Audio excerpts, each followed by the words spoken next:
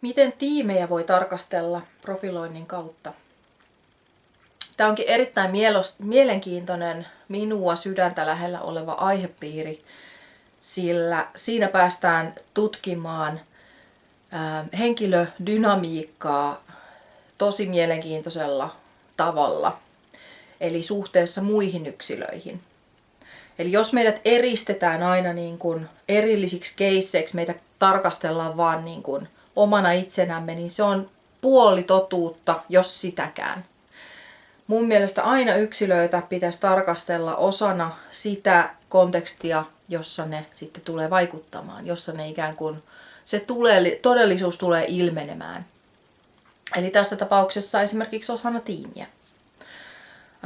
Monia perheyhteisöjä voisi pitää loistavana esimerkkinä, miten kummallisia perhedynamiikkoja syntyy ja kuitenkin kun on se syy yleensä olla tekemisissä silti, koska ollaan sukua,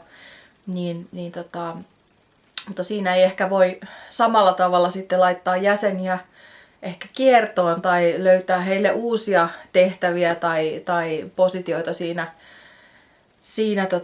kontekstissa, niin kuin vaikkapa yrityksissä ja työnkuvan puitteissa voi tehdä. Eli työ on siitä ihana alue, että siellä on kuitenkin mahdollista meidän kaikkien löytää se paikka, mihin me kuulutaan ja missä joka ikinen osa sitä tiimiä voi voida hyvin.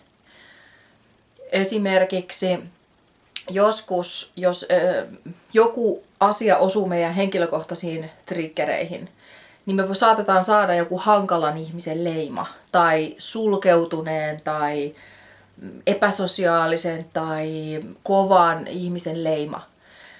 Mutta sen sijaan voitaisiin tarkastella sitä tilannetta, että mikä siinä tilanteessa, siinä miljöössä triggeröi tota henkilöä niin, että se vaikuttaa sellaiselta. Jossain toisessa miljöössä se ei ehkä ole ollenkaan sellainen, vaan se saattaa näyttää hyvinkin lempeän, uskollisen, omistautuvan, hyvinkin niin kuin sosiaalisen, pehmeän puolen itsestään. Eli mä uskon, että on tosi tärkeää tarkastella yksilöitä osana sitä kokonaisuutta.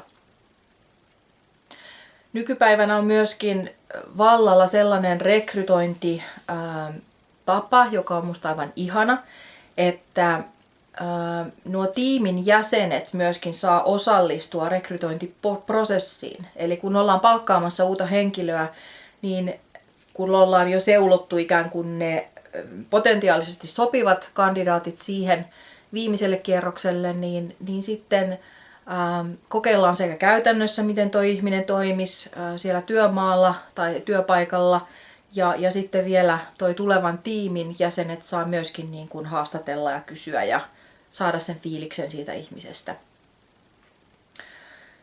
Siinä saatetaan kylläkin sit ajautua sellaisiin tilanteisiin, että joku ihminen puoltaa hyvin voimakkaasti, hän on saanut tosi hyvän fiiliksen siitä ihmisestä, ja sitten taas tiimin joku jäsen niin kuin saattaa olla hyvinkin kokenut ihan eri tavalla tämän ihmisen, eli negatiivisemmin, ja heillä saattaa olla just joku tällainen triggeröinti meneillään, mikä sitten antaa erilaisen kuvan siitä ihmisestä.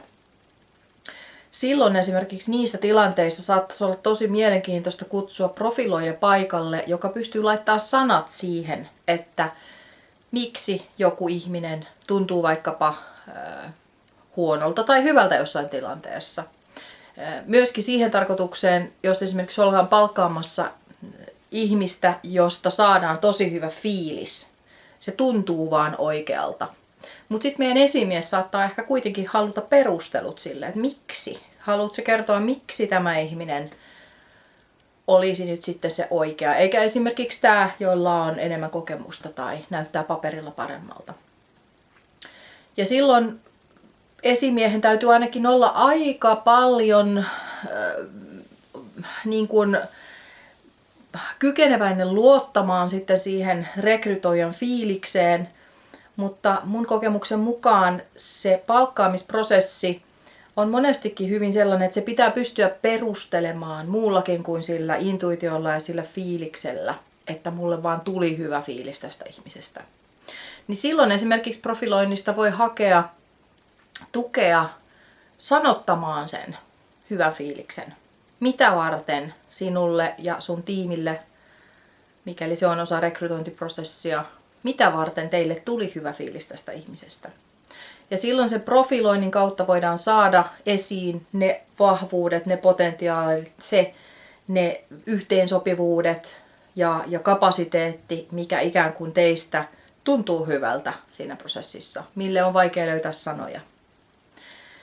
Eli profilointia pystyy käyttämään todella monessa eri vaiheessa rekrytointia ja myöskin tietenkin sitten järjestelemään niitä olemassa olevan tiimin asioita, mikäli ollaan jo järjestetty tiimi ja siellä sitten ilmeneekin jotain uudenlaisia tilanteita, nyt, niin kuin nyt ihmisten kanssa yleensä aina tapahtuu.